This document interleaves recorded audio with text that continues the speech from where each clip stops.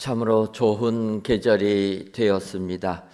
교회에 오는 길가를 보게 되면 벚꽃들이 한창인 것을 보면 이제는 기나긴 겨울이 지나가고 생명이 움트는 봄이 되었구나라는 것을 실감할 수가 있습니다.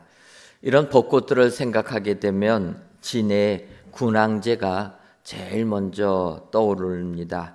아시는 것처럼 올해도 이 진해 군항제는 지난달 22일부터 4월 1일까지 열흘 동안 열렸습니다. 주로 4월 1일부터 군항제를 시작했는데 아시는 것처럼 이제 우리나라도 기후 변화로 날씨가 따뜻해지다 보니까 벚꽃 개화 시기가 점점 빨라지게 되어서 올해도 빠를 것을 예상하고 3월 22일로 앞당겼다고 합니다. 하지만 올해는 이 진해 벚꽃 축제가 벚꽃이 폐막을 사흘 앞둔 29일경에야 비로소 만개를 하여서 벚꽃놀이 왔던 많은 상춘객들이 벚꽃을 보지 못하고 실망으로 돌아갔다. 이러한 벚꽃노래가 되었다라는 기사를 접하게 됩니다. 이뿐만 아니라 속초시에서는 2024년 영랑호 벚꽃 축제 개막을 4월 앞둔 지난달 27일 벚꽃 축제를 1차와 2차로 나눠 진행하겠다라고 하면서 긴급 공지를 했다라는 것입니다. 원래는 3월 30일과 31일 날 하려고 했는데 벚꽃이 피지 않다 보니까 1차, 2차 나눠서 4월 6일과 7일 하겠다 이렇게 이야기한 것입니다. 그러면서 이제 SNS에 긴급 공지를 올렸는데 그 내용이 벚꽃이 안 핍니다. 죽을 죄를 졌습니다. 하늘을 이길 수가 없습니다. 이렇게 공적으로 SNS에 올렸다라는 것입니다. 벚꽃 안 핀 게 뭐 죽을 죄까지는 아닌 것 같은데 어쨌든 벚꽃 축제를 계획했다가 벚꽃이 펴야지 축제가 되는데 벚꽃이 피지 않으니까 죽을 죄를 졌다. 그러면서 하늘을 이길 수가 없습니다. 이렇게 이야기했다라는 것입니다. 어찌 보면 저는 이분들의 이 고백, 하늘을 이길 수가 없습니다. 라는 고백이 참 맞는 고백이다. 이런 생각을 하게 되었습니다. 아시는 것처럼 사람들이 이렇게 과학 문명이 발달하다 보니까 마치 자신들이 모든 것을 다 아는 것처럼 이렇게 착각하며 살아가고 있지만 우리의 실상으로 돌이보면 벚꽃이 개화하는 시기도 우리는 알지 못하는 이런 인간이라는 것입니다. 바꿔 말하면 우리 인간들이 하늘을 우습게 여기지만 결코 하늘을 이길 수 없다라는 것입니다. 이것을 바로 아는 게 중요하고 어찌 보면 이것대로 인정하고 이 세상을 살아가는 것이 축복이라 이런 생각을 하게 됩니다. 바꿔 말하면 이 부분은 우리의 영적인 삶도 마찬가지다 이런 생각을 하게 됩니다. 이제 오늘 본문 데살로니가전서 4장 13절을 보면 형제들아 자는 자들에 관하여는 너희가 알지 못함을 우리가 원하지 아니하노니 이는 소망 없는 다른 이와 같이 슬퍼하지 않게 하려 함이라 이렇게 고백을 합니다. 여기서 먼저 사도 바울이 알지 못함을 우리가 원하지 아니하노니 이렇게 표현을 합니다. 이것은 이중 부정은 강한 긍정을 나타낸다라는 어법에 따라서 보게 되면 이러한 내용들을 너희들이 분명히 알기를 원한다. 우리가 이 세상 살면서 믿음 생활할 때 믿음에 관련된 이런 내용들은 희미하게 아는 것이 아니라 분명하게 알고 확실하게 알고 이 확신 가운데 영적인 삶을 살기를 원한다. 그런 의미로 이 데살로니가서를 쓰고 있다라는 것입니다. 따라서 우리는 오늘 이 시간 바울 사도가 데살로니가서를 쓰면서 우리가 예수 믿는 사람들이 어떻게 이 세상을 분명하게 확신을 가지고 바로 알고 믿음 생활하는 것인가 이 시간 살펴보시고 바울 사도의 권면의 내용을 바로 아셔서 믿음 생활을 승리하시는 은혜의 모든 성도님들이 되시기를 주님의 이름으로 축원합니다. 그렇다면 알지 못함을 원하지 아니하노니라는 말씀처럼 우리들이 분명하게 알아야 할 것은 무엇입니까?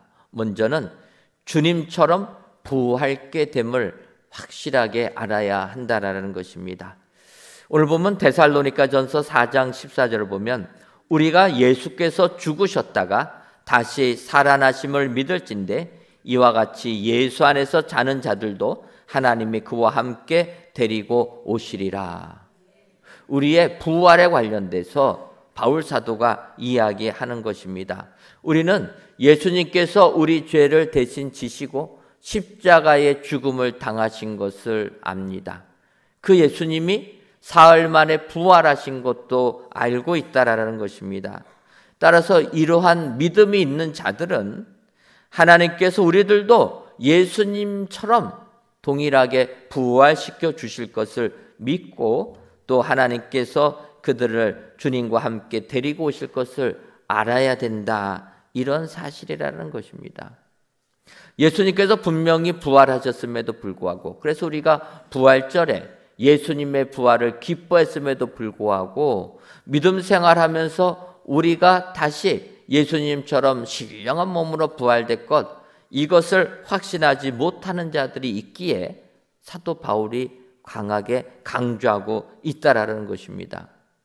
바울 사도가 고린도전서 15장 12절과 13절에 이렇게 얘기합니다. 그리스도께서 죽은 자 가운데서 다시 살아나셨다 전파되었거늘 너희 중에 어떤 사람들은 어찌하여 죽은 자 가운데서 부활이 없다 하느냐. 만일 죽은 자의 부활이 없으면 그리스도도 다시 살아나지 못하셨으리라. 예수님께서 부활하신 것처럼 우리 예수 믿는 자들도 부활한다라는 것입니다. 이것을 우리 보러 바로 알아야 된다라는 것입니다. 그러면서 이어지는 14절과 15절에 얘기합니다. 그리스도께서 만일 다시 살아나지 못하셨으면 우리가 전파하는 것도 없것이요 또 너희 믿음도 없것이며 또 우리가 하나님의 거짓 증인으로 발견되리니 우리가 하나님이 그리스도를 다시 살리셨다고 증언하였습니다. 만일 죽은 자가 다시 살아나는 일이 없으면 하나님이 그리스도를 다시 살리지 아니하셨으리라. 여러분, 바울 사도의 고백은 예수님께서 다시 살아나지 못하셨다라면 우리가 전파하는 것도 없것이요 너희의 믿음도 없것이라. 예수님의 부활을 믿지 못하면 우리의 믿음이 헛것이라라는 것입니다. 우리가 전하는 복음도 헛것이라라는 것입니다.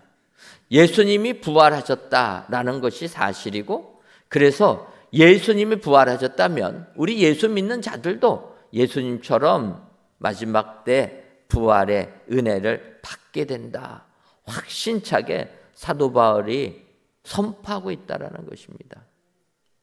오늘 데살로니가서도 마찬가지로 부활을 선포하고 있습니다. 그런데 바울 사도의 모습을 보면 그는 예전에는 이런 확신이 없었던 것 아닙니까?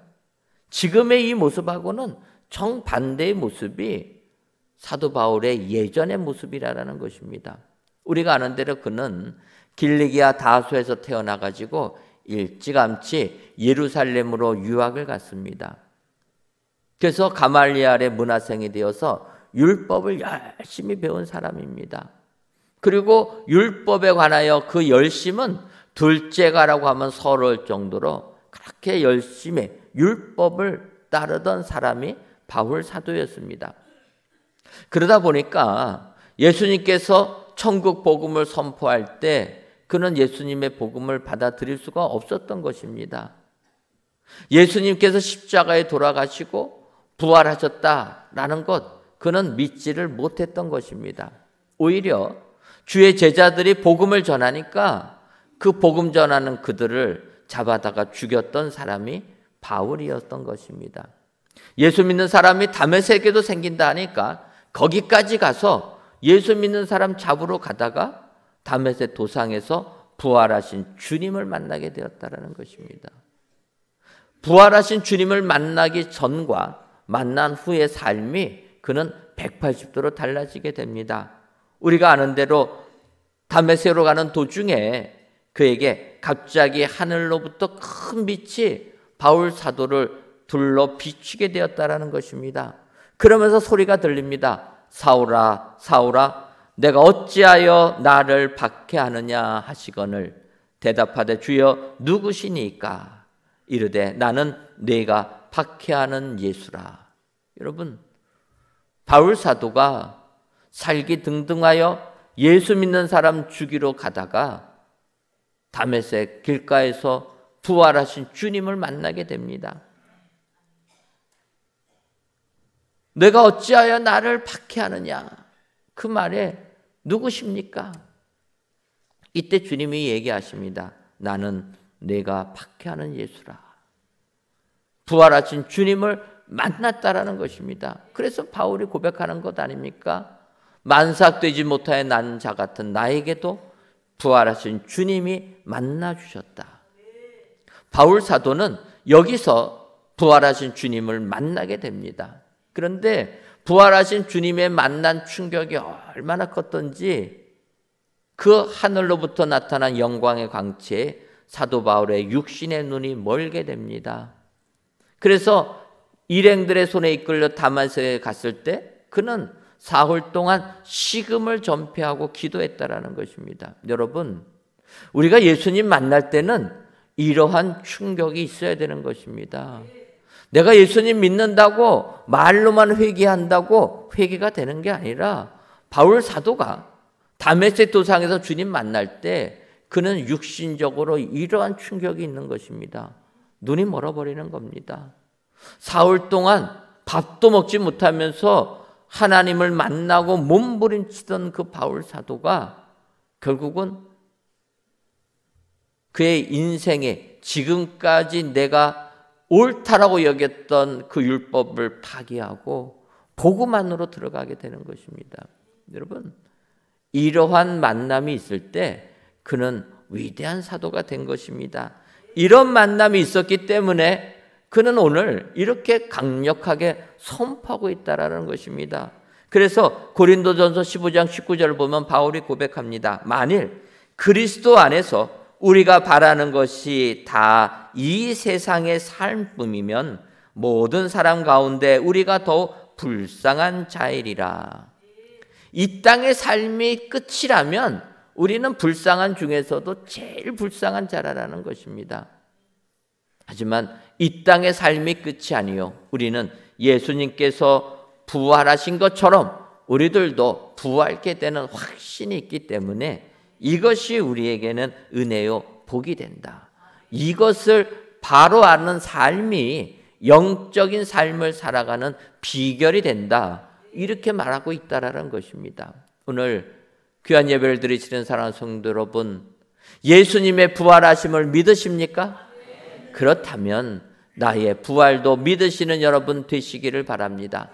바울 사도는 분명하게 내가 이 땅에서 죽어도 나는 예수님처럼 신령한 몸으로 부활된다. 그래서 영생의 축복을 누리게 된다. 이것이 제일 큰 복이라. 여러분 기억하시고 이것을 분명하게 아셔서 믿음 생활 승리하시는 저와 여러분들 되시기를 주님의 이름으로 축원합니다. 다음으로 우리들이 분명하게 알아야 할 것은 주께서 강림하심을 알아야 된다는 것입니다. 오늘 본문 데살로니가전서 4장 16절을 보면 주께서 호령과 천사장의 소리와 하나님의 나팔 소리로 친히 하늘로부터 강림하시리니 그리스도 안에서 죽은 자들이 먼저 일어나고, 이렇게 말씀하고 있습니다. 예수님께서 호령과 천사장의 소리와 하나님의 나팔 소리로 친히 하늘로부터 강림하시리니, 하나님 예수님께서 하늘에서부터 내려오신다라는 것입니다. 근데 이 말씀은 예수님께서 부활하시고 이 땅에 40일을 제자들과 사람들과 함께 하시다가 하늘로 올라가시지 않습니까? 그때 올라가신 주님을 보면서 힘들어하는 사람들에게 하신 이야기입니다. 사도행전 1장 11절을 보면 이르되 갈릴리 사람들아 어찌하여 서서 하늘을 쳐다보느냐, 너희 가운데서 하늘로 올려가신 이 예수는 하늘로 가심을 본 그대로 오시리라 하였느니라. 하늘로 승천하시는 예수님 보면서 이제 예수님이 내 곁을 떠나서 하늘로 가시면 우리는 어떡할까 힘들어하는 제자들에게 천사들이 하는 이야기입니다. 하늘로 올라가신 그대로 오시겠다라는 것입니다. 하늘로 올라가셨으니까 하늘에서 내려오신다라는 것입니다. 그래서 오늘 데살로니가서에서는 하늘로부터 강림하시리니 내려오신다라는 것입니다. 이것을 알아야 된다라는 거예요. 주님의 다시 오심을 알아야 된다. 주님의 재림하심을 알아야 된다라는 것입니다. 이 주님의 재림, 강림을 고대하는 그 신앙은 어찌 보면 성경의 모든 것을 관통한다라고 볼 수가 있습니다. 더 나아가서 우리가 아는 대로 요한계시록 마지막에도 이야기하는 것 아닙니까? 사람들이 흔히 얘기합니다. 결론이 중요하다 이야기합니다. 성경의 결론, 모든 성경의 마지막 부분, 요한계시록의 마지막 장의 마지막 구절에 이렇게 기록하고 있습니다. 요한계시록 22장 20절과 21절을 보면 이것들을 증언하시니가 이르시되 내가 진실로 속히 오리라 하시거늘 아멘. 주 예수여 오시옵소서. 주 예수의 은혜가 모든 자들에게 있을지어다. 아멘. 여러분, 이 부분이 우리 성경의 마지막 구절이라는 것입니다. 마지막 결론. 이 결론이 뭐냐?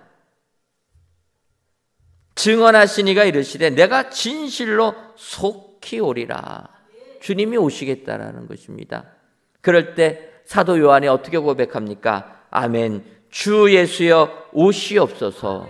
오늘 이 예배에 참여한 저와 여러분들의 고백이 사도 요한의 고백 그대로 되셔서 아멘. 주 예수여 오시옵소서. 이런 고백이 임하시기를 주님의 이름으로 축원합니다. 진정이십니까?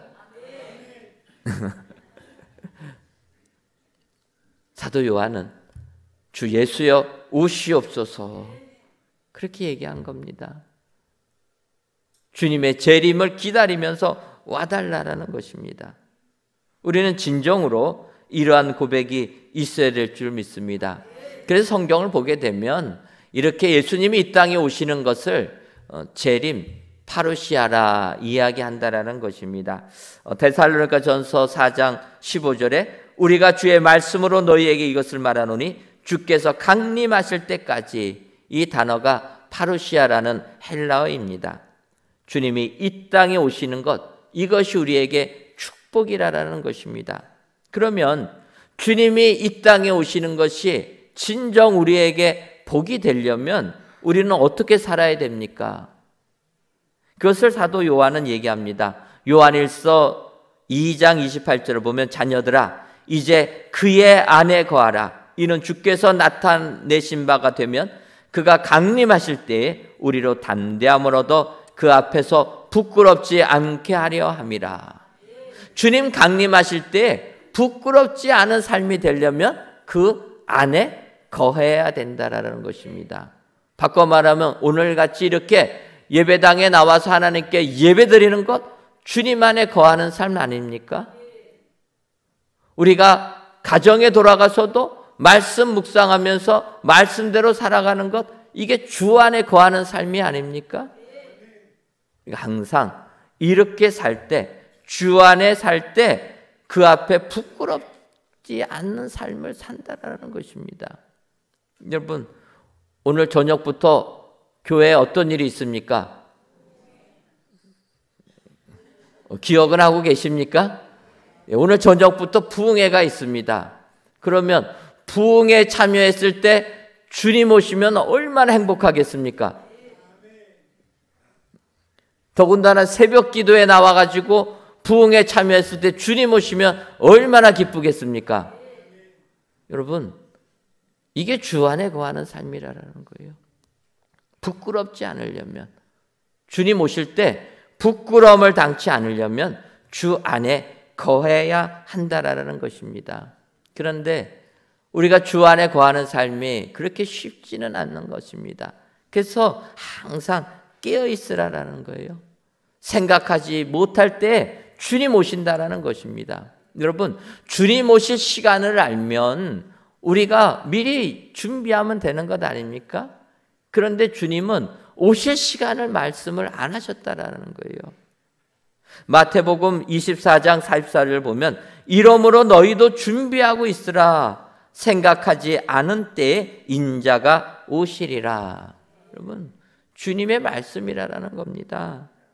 준비하고 있으라라는 거예요. 준비하고 있어라. 생각하지 않은 때 인자는 분명히 오실 것이다. 그런데 준비가 안 되면 부끄러움을 당한다라는 것입니다. 그러면서 마태복음 25장에 우리가 잘 아는 대로 열처녀 비유를 하시는 겁니다. 유대인의 결혼 풍속 속에 이제 신랑이 신부의 집에 와서 혼인잔치를 하게 됩니다. 그러면 신랑이 그 친구들과 함께 혼인잔치 오려고 신부 집에 올 때 신부는 집 안에 있고 그의 친구들, 들러리들이 문 밖에서 오는 신랑을 맞이해 주는 겁니다. 그래서 이제 신랑이 오기로 해가지고 신부의 친구 10명이 들러리로 이제 문 밖에 나가서 신랑 오기를 기다리고 있는데 5명의 처녀는 등과 기름을 같이 준비했고 5명은 등만 준비했다라는 것입니다. 그래서 이제 불을 켜고 기다리고 있는데 신랑이 더디 왔다라는 거예요. 더디 오니까 뭐 기다리다가 조는 것 아닙니까?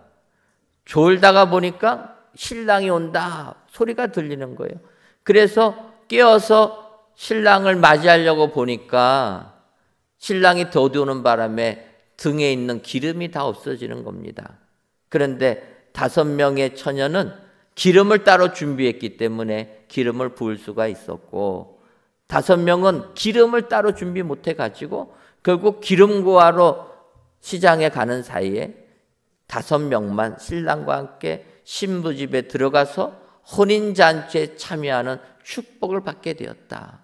이것이 주님이 비유로 말씀해 주신 것입니다. 신랑이 더디 오니까 10명의 처녀 중에서 5명은 그 생각을 하지 못하고 따로 기름 준비를 못했다라는 것입니다. 조는 거는 마찬가지로 다 졸았습니다. 하지만 준비한 자는, 예비한 자는 신랑과 함께 결혼 잔치에 참여할 수가 있었는데 기름을 준비하지 못한 5 처녀는 참여하지 못했다라는 거예요. 여러분, 우리도 인간이기 때문에 나약합니다. 좋을 수밖에 없습니다. 하지만 기름을 준비해야 된다라는 거예요. 기름을 준비한 자들은 신랑과 함께 들어가는 것 아닙니까? 준비하지 못한 자들, 주님 오심을 준비하지 못한 자들은 재림에 동참하지 못한다. 오늘 이야기하는 겁니다. 그래서 사도 바울은 오늘 데살로니가서를 통하여서 주께서 강림하심을, 이 땅에 재림하심을 확실하게 알아야 된다는 겁니다. 이것을 아는 사람은 준비하여서 같이 그 기쁨에 동참하게 된다. 오늘 귀한 예배를 드리신 저와 여러분들, 우리 예수님 분명히 다시 오신다 말씀하셨기에 주님의 다시 오심을 잘 준비하셔서 그 주님 오실 때 부끄러움을 당치 아니하시고 오히려 기쁨의 삶을 사시는 은혜의 모든 성도님들이 되시기를 주님의 이름으로 축원합니다. 마지막으로 우리가 분명하게 알아야 할 것은 주와 함께 있음을 알아야 된다는 것입니다. 데살로니가전서 17장을 보면 그 후에 우리 살아남은 자들도 그들과 함께 구름 속으로 끌어올려 공중에서 주를 영접하게 하시리니 그리하여 우리가 항상 주와 함께 있으리라. 여러분, 주님 재림하실 때 우리가 이제는 신령한 몸으로 변화되어서 주님과 함께 있다라는 것입니다. 여러분, 우리 주님과 함께 있는 것이 은혜요 복이 되는 줄 믿습니다. 그런데 우리가 세상을 살면서 잘못하게 되고 실수하게 되면 제일 두려워하는 것이 주님이 나를 떠날까 두려워한다라는 것입니다. 내가 세상 살면서 실수하게 되면 주님으로부터 버림을 받을까 두려워한다라는 것입니다. 그것을 다윗이 밧세바를 범한 후에 나단 선지자의 책망을 받았을 때 그가 회개하는 시편 51편을 보면 알 수가 있습니다. 시편 51편 10절과 11절을 보면 다윗이 이렇게 얘기합니다. 하나님이여, 내 속에 정한 마음을 창조하시고 내 안에 정직한 영을 새롭게 하소서. 나를 주 앞에서 쫓아내지 마시며 주의 성령을 내게서 거두지 마소서. 다윗의 고백입니다. 주의 성령을 내게서 거두지 마소서. 우리는 죄를 지으면 주의 성령을 하나님께서 걷어가실 줄 안다라는 것입니다. 여러분, 우리가 이 세상을 살면서 성령을 해방하는 죄 이외에는 다 용서받는 것 아닙니까? 성령을 해방한다. 예수님을 부인하는 죄 말고는 나머지 죄들은 주님이 다 사해 준다라는 거예요. 그런 죄를 지었다고 성령을 걷어가지는 않는다라는 것입니다. 하나님은 우리와 함께 하시고 이렇게 주님을 의지하고 확실하게 아는 자들은 항상 함께 하시겠다 약속해 주시는 것 아닙니까? 이 땅에서도 함께 하시고 주님 재림하실 때는 들림 받아서 주와 함께 하신다. 하나님이 우리와 함께 하시고 우리와 동행하실 때 우리는 세상을 이기는 축복자들이 다 되게 될 줄 믿습니다. 저는 창세기를 보면서 요셉이 제일 부럽고 요셉 같은 삶을 살았으면 좋겠다 이런 생각을 많이 합니다. 왜냐하면 요셉은 그렇게 그의 인성을 보게 되면 그렇게 훌륭하지는 않았다. 어렸을 때 그가 노예로 팔려가는 모습을 보게 되면 그는 형제들이 잘못한 것을 아버지한테 고자질하는 사람 아닙니까? 여러분 제일 꼴 보기 싫은 사람이 그런 사람 아닙니까? 내가 잘못한 거 좀 덮어줘야지 좋은 사람인데 그거 그냥 꼬치꼬치 다 일러바치는 사람, 이거 보기 싫은 겁니다. 요셉이 그랬다라는 거예요. 그러니까 형들이 얼마나 미워합니까? 결국은 동생임에도 불구하고 죽이려고 했다가 차마 죽이지는 못하고 노예로 팔아버린 것 아닙니까? 요셉이 이렇게 노예로 팔려갔는데 그러나 그의 그 모습, 사람이 좋아서 선해서 올바라서 하나님이 함께한 게 아니라 그냥 성경은 함께 하셨다라는 겁니다. 여러분, 하나님이 함께 하시는 것이 복이 되는 줄 믿습니다. 내가 잘나서 내가 그러한 대우를 받을 만한 자격이 있어서 성경은 그게 아닙니다. 하나님이 그냥 함께 하셨다라는 거예요. 하나님이 요셉과 함께 하니까 요셉은 형통한 자가 되었다라는 것입니다. 창세기 39장 2절과 3절을 보면 여호와께서 요셉과 함께 하심으로 그가 형통한 자가 되어 그의 주인 애굽 사람의 집에 있으니 그의 주인이 여호와께서 그와 함께 하심을 보며 또 여호와께서 그의 범사에 형통해 하심을 보았더라. 하나님이 요셉과 함께 하시니까 보디발 장군이 형통하게 하는 걸 보았다라는 것입니다. 그래서 자기 집안 일을 다 맡기는 것 아닙니까? 맡기게 되니까 또 어떻게 됩니까? 하나님께서 보디발 장군의 집과 그 소유에도 복의 복을 내려주셨다라는 것입니다. 여러분, 하나님이 함께 하신 자들은 이러한 형통의 복이 임하게 되는 줄 믿습니다. 이것이 하나님께서 우리에게 주시는 약속의 말씀이라는 겁니다. 우리가 바로 알면 하나님은 함께 하셔서 이 세상 승리케 해주신다라는 것입니다. 하나님이 이렇게 함께 하셨는데 요셉의 삶을 보게 되면 거기에서 모함을 받습니다. 그래가지고 감옥까지 갇히게 되는 것입니다. 많은 분들은 이야기합니다. 아니, 하나님이 함께 하시면, 그래서 형통케 하시면 감옥에 갇히면 안 되는 것 아닙니까? 감옥에 갇히는 게 어떻게 형통한 것입니까? 감옥에 갇히는 것이 어떻게 하나님이 함께 하시는 것입니까?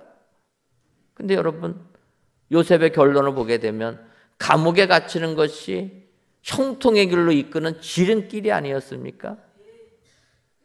하나님은 함께 하셔서 우리를 형통의 길로 이끌어 주시는 줄 믿습니다. 우리의 눈에 보기에는 이것이 아닌 것 같을지라도 멀리 보게 되면 우리 생각 너머에 하나님의 계획하심을 보게 되면 그것이 최고의 지름길이요 형통의 길이라는 것입니다.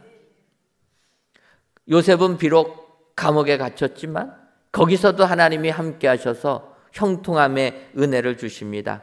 창세기 39장 21절을 보면 여호와께서 요셉과 함께 하시고 그에게 인자를 더하사 간수장에게 은혜를 받게 하시매 간수장이 요셉에게 모든 감옥의 재반 사무를 맡기게 됩니다.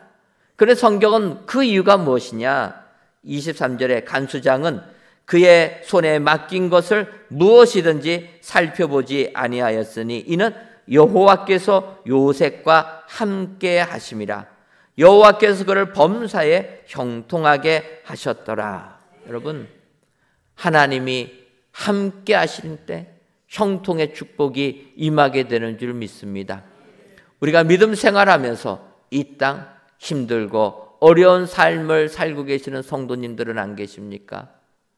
우리가 확신하는 이 믿음을 분명하게 붙잡고 가시기를 바랍니다. 예수 그리스도 우리를 대신하여 십자가의 고난을 당하시고 사흘 만에 부활하셨다. 확신하시기를 바랍니다. 그 부활을 믿으신다라면 우리도 주님처럼 부활의 몸이 될 것이라. 더 나아가 이 땅을 살면서 주님이 분명히 다시 오신다 하셨기 때문에 주 안에 거하면서 주님 재림하실 때 부끄러움 당치 않도록 거룩한 삶을 사시기를 바랍니다. 더 나아가 주님은 얘기하십니다. 너희가 이런 삶을 살 때 내가 너희와 항상 함께 있으리라. 오늘도 우리와 함께 거하실 줄 믿습니다. 주님이 우리와 함께 하실 때 우리의 삶은 형통의 축복이 임하게 된다. 여러분 기억하셔서 오늘도 이 사실을 분명하게 알아 믿음 생활 승리하시는 은혜의 모든 성도님들이 되시기를 주님의 이름으로 축원합니다. 기도하겠습니다.